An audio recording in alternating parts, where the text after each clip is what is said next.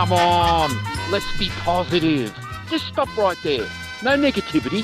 Let's be positive. LBP. Let's be positive. Let's be positive with Matt Gunn here on It's Only Sport on the platform. Typically it is Martin Devlin sitting in this seat today, but it is me. And Gunny, let's be positive about that first off, that you get to deal with the true brains behind the show as opposed to that maniacal host named Devlin.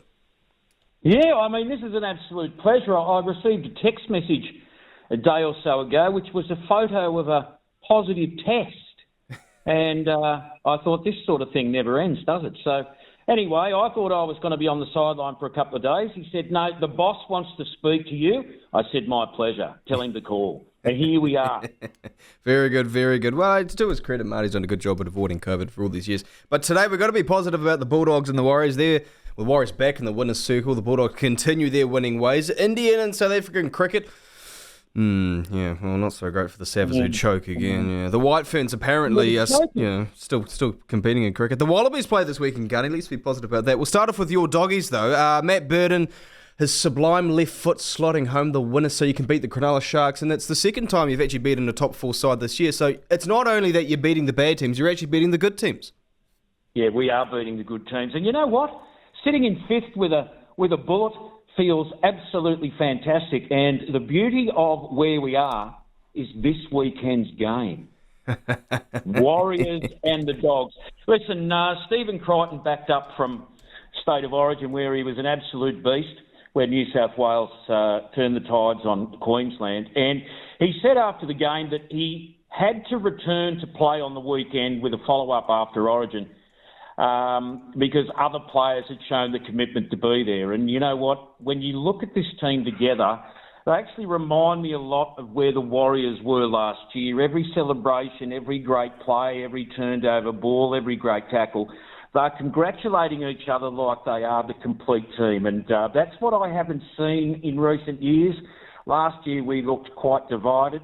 We weren't quite believing in each other. But this year, oh, my goodness, I get goosebumps just talking about it right now. It's been so long, and you keep bringing it up. 20 years, I tell you what, if it's 20 years and we make a playoff, I'd love to see us in the top four, and I don't think we're that far away from it.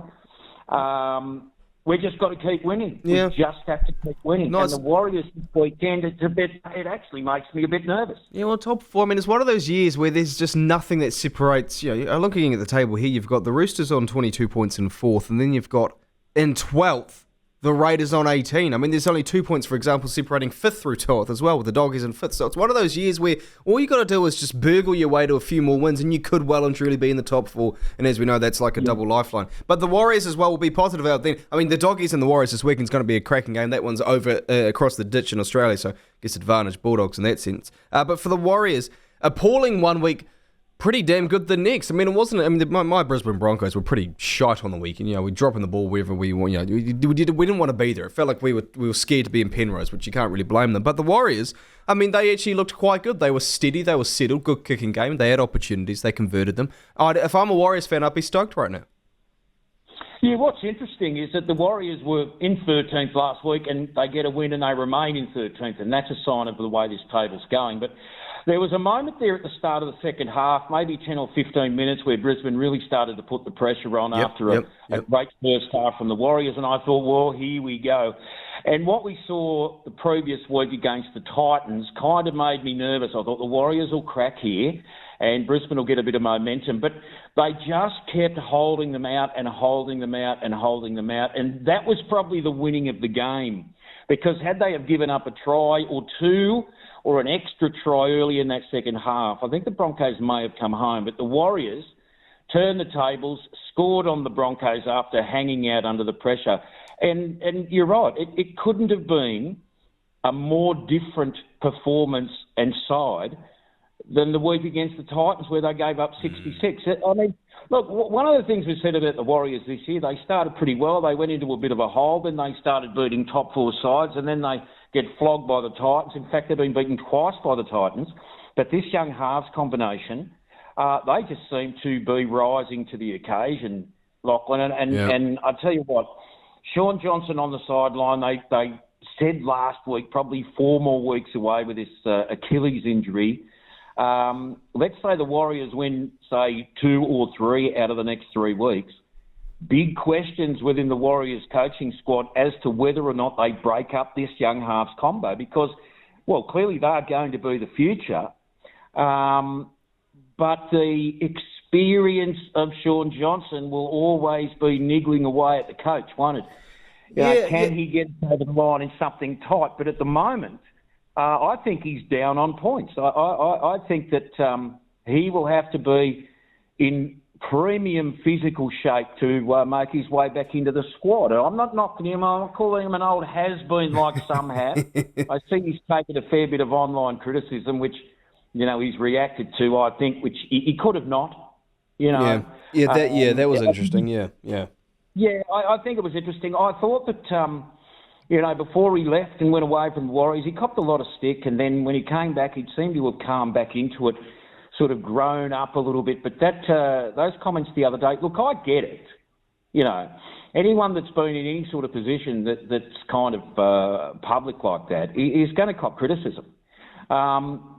And it's not easy to avoid it or to ignore it, but at the end of the day, having a little bit of a bitch and a moan on Facebook or, X or whatever it was, I don't think it scored him too many points, although he reckons he got a lot of support from that post. So I don't know. He got a lot of support. I think he got a lot of support. And I'm going to, we talk about being positive. This segment's called Let's Be Positive. I'm going to be a bit negative for a second. I think, for me, when you're putting up things like that, you can say all you like about, I'm not affected by this, but I'm just putting this up to let people know that, you can't do this. I think you are showing that you're being a little bit affected by it. And look, we'll all agree on this, that the people who post these nasty comments, whether it's on Sean Johnson's page or it's any other athlete, when you're having a crack at athletes and using nasty terms, we saw a lot about it last year during the Rugby World Cup with referees. It's nasty, and those people need to be smacked over the head, and they need to be revealed and then thrown into the streets with people doing that thing they did in Game of Thrones, ringing the bells, shame, shame, walk down the streets with all of the muck and the lettuce thrown in your face.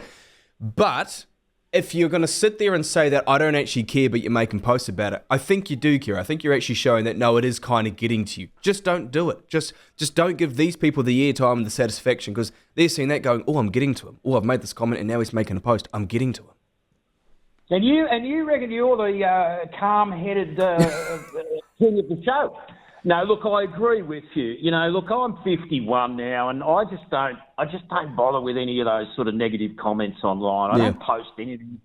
I read stuff, I see it, I think this guy's a clown, but I just don't see the value in putting up what essentially to most people is just an anonymous comment, which really doesn't get anyone anywhere. But that's the world we live in. Clearly, mate, it's got under his skin. Yeah. You know what I mean? Look, there's no two ways about it. He's reading it, he's talking about it, he's listening to what other people are saying they've read, and it's got to him. And as you say, it's quite strange to say it doesn't bother me, and yet take the time to chastise people for having their opinion as valueless as it may or may not be. He needs to take a bit of a deep breath. And look, it's probably come from a bit of frustration. I felt like for a number of weeks, he just hasn't quite been on his game. And whether that is that the injuries, the legs and the pecs and all the other bits and pieces are taking more of a toll on him than you may have been led to believe, I think his frustration has been shown just like the fans have, because there weren't too many people last year sending critical messages or writing nasty things about SJ, were there. So it's all based on form. It's all based on the moment, and you're only as good as your last game. Exactly. It's part of the business. There's fans, there's coaches, there's other players, the's pundits, there's everyone who's going to have a crack at you. And Sean knows this better than anyone. That's part of the business. Anyway, Gunny, let's move on and be positive about Indian cricket finally getting a World Cup trophy of sorts. I mean, they won what is it called? The ICC Champions Cup or Champions Trophy, some BS event a couple of years ago, but we ignore those. We focus on the proper World Cups. First one since 2011. It's not hard to be positive about India because, they should be winning more of these tournaments. They have a wealth of riches when it comes to players and money in cricket. But they the squeeze that came on towards the end, the South Africans at the crease were looking good. They were getting some runs. They needed 30 runs off 30 balls, and if you're an Indian cricket fan, you're sitting there going, here we go again. But no, they showed through. With the ball adjustment, Bumrah was sensational, was shaping those balls into the wickets and whatnot. They looked damn good, India, and they performed when things got a little bit nervy. Yeah, well, that's what it's about, isn't it? I mean, these games are all about momentum. 2020, you can get a little bit of momentum and you can take control of the game, but within 2 or 3 balls or an over or so, things can change dramatically. And, you know, I read a piece through the week or over the weekend about the choking South Africans, but